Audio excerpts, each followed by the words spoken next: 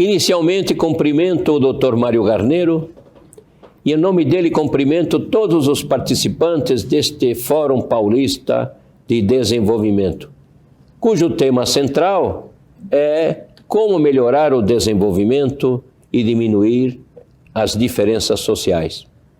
Neste painel, vou tratar do papel do Estado como agente indutor para a diminuição das desigualdades sociais. Como economistas, sabemos o papel que tem a acumulação do capital físico, do capital humano e da inovação tecnológica. Capital físico, capital humano, inovação tecnológica, junto com outros fatores, principalmente a terra, são extremamente importantes para o crescimento econômico de um determinado país. O desenvolvimento econômico é uma condição necessária para a construção de uma sociedade decente. O desenvolvimento econômico engloba o crescimento econômico, mas ele vai mais além. Ele procura diminuir a pobreza, erradicar a pobreza.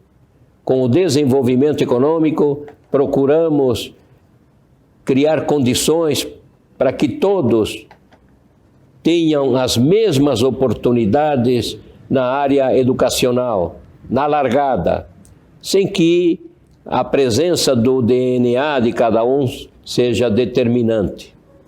O desenvolvimento econômico também implica em que todos tenham acesso universal aos serviços de saúde. Esses princípios básicos da teoria do desenvolvimento econômico estão todos presentes também na nossa Constituição. Se não vejamos, está a ideia da construção de uma sociedade livre, justa e solidária, no artigo 3º. No artigo 1º está a premissa da dignidade da pessoa humana e dos valores sociais do trabalho e da livre iniciativa. Esses princípios que estão no artigo 1º e artigo 3º e também no artigo 170 da nossa Constituição, que trata da ordem econômica, todos os agentes econômicos devem trabalhar, devem assegurar a valorização do trabalho humano, devemos todos trabalhar pela dignidade da pessoa humana, devemos todos trabalhar em prol da justiça social.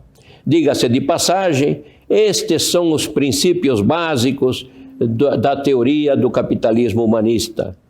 Teoria esta que foi criada pelos professores Dr. Ricardo Sayegh e Walter Balera, na Pontifícia Universidade Católica de São Paulo, e que tem como princípio básico, como finalidade básica, a concretização de uma sociedade fraterna.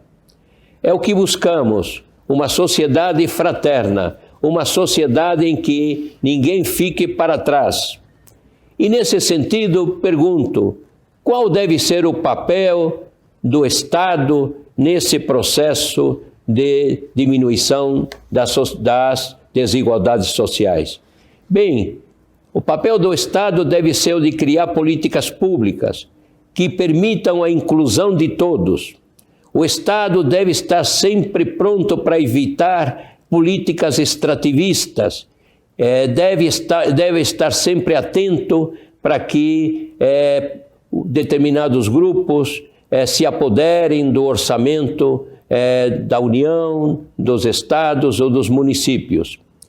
E para evitar que alguns grupos se apoderem deste orçamento, é necessário que nos parlamentos, no Congresso Nacional, nas Assembleias Legislativas, nas câmaras municipais, é necessário que exista uma representação de todos os agentes que vivem em nossa sociedade. Todos eles devem estar representados. porque a partir dessa representação é que o Estado poderá organizar políticas públicas, sociais e econômicas, voltadas para que todos sejam incluídos nesse processo de desenvolvimento econômico, nesse processo de eliminação e erradicação da pobreza. Muitos vão dizer, mas não há recursos.